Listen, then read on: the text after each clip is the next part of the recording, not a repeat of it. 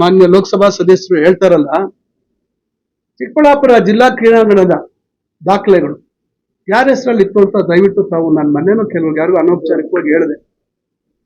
ಇಷ್ಟೆಲ್ಲ ಜವಾಬ್ದಾರಿ ಸ್ಥಾನದಲ್ಲಿದ್ದು ಪ್ರಭಾವಿಗಳಾಗಿದ್ದು ಕ್ರೀಡಾಂಗಣದ ಅಭಿವೃದ್ಧಿಗೆ ₹1 ಕೊಡ್ಲಿಲ್ಲ ಅವರ ಅವಧಿಯಲ್ಲಿ.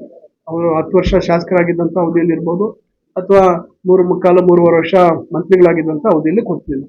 ಕನಿಷ್ಠ ಅದರ ದಾಖಲೆಗಳು, ನಾನು ಇದನ್ನ ವಿಸ್ತೃತವಾಗಿ ಅಭಿವೃದ್ಧಿ ಮಾಡಬೇಕು ಅಂತಕ್ಕಂಥ ಪ್ರಯತ್ನ ಮಾಡಿದಾಗ ಖೇಲೋ ಇಂಡಿಯಾ ಅಲ್ಲಿ ಪ್ರಯತ್ನ ಮಾಡೋಣ ಅಂತಕ್ಕಂಥ ಒಂದು ಆಲೋಚನೆ ಬಂತು. ಆಗ ಲ್ಯಾಂಡ್ ಡಾಕ್ಯುಮೆಂಟ್ಸ್ ಎಲ್ಲ ಬೇಕಾಗುತ್ತೆ ಅಂತ ಕೇಳಿದೆ. ನಾನು ಇವ್ರಿಗೆ ಕೇಳಿದಾಗ, ಸರ್ ನಮ್ಮ ಹೆಸರಲ್ಲೇ ಇಲ್ಲ ಅಂತ,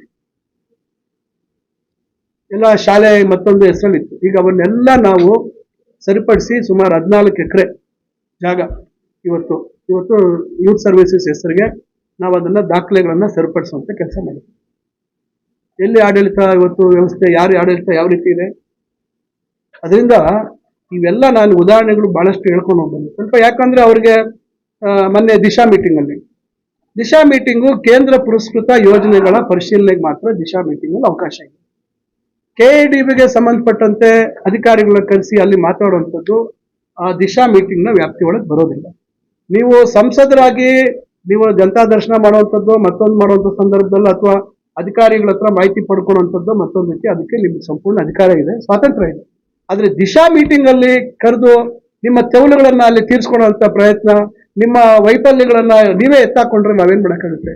ನಾನೇ ನಿಮ್ಗೆ ಹೇಳಿದ್ದೀನಿ, ನಮ್ಮ ವಿಶ್ವೇಶ್ವರಯ್ಯ ಕ್ರೀಡಾಂಗಣದಲ್ಲೇ ಹೇಳಿದೆ, ಓಪನ್ ಆಗಿ ಹೇಳಿದೆ, 2000 ಎಕರೆ ಅದೆಲ್ಲ ಇಟ್ಟಿದ್ರಪ್ಪ, ಅದೆಲ್ಲ ಪ್ರಿಲಿಮಿನರಿ ನೋಟಿಫಿಕೇಶನ್ ಆಗಿದೆಯಾ, ಏನಾಗಿದೆ, ದಯವಿಟ್ಟು ನನಗೆ ಅದನ್ನ ದಾಖಲೆ ಕೊಡಿ, ಅಲ್ಲಿ ಕೂಡ ಕೈಗಾರಿಕೆ ಮಾಡೋಣ ಅಂತ ಹೇಳಿದ್ದೆ. ಹೇಳಿ ನಾನು ಸುಮಾರು 1 ವರ್ಷದ ಮೇಲಾಯ್ತು. ಪಾಪ ಅದನ್ನು ಮತ್ತೆ ನೀವು ಅದೇನೋ ಮೈಯೆಲ್ಲ ಪರ್ಚ್ಕೊಡೋ ರೀತಿಯಲ್ಲಿ ನೀವು ಹೇಳಿದ್ರೆ ನಾನು ಏನಂತ ಹೇಳ್ಬೇಕು? ಪಾಪ ನನಗೇನೋ ಬೇರೆ ಹೆಸರಲ್ಲಿ ಕರೀತಾರೆ, ಸಂತೋಷ.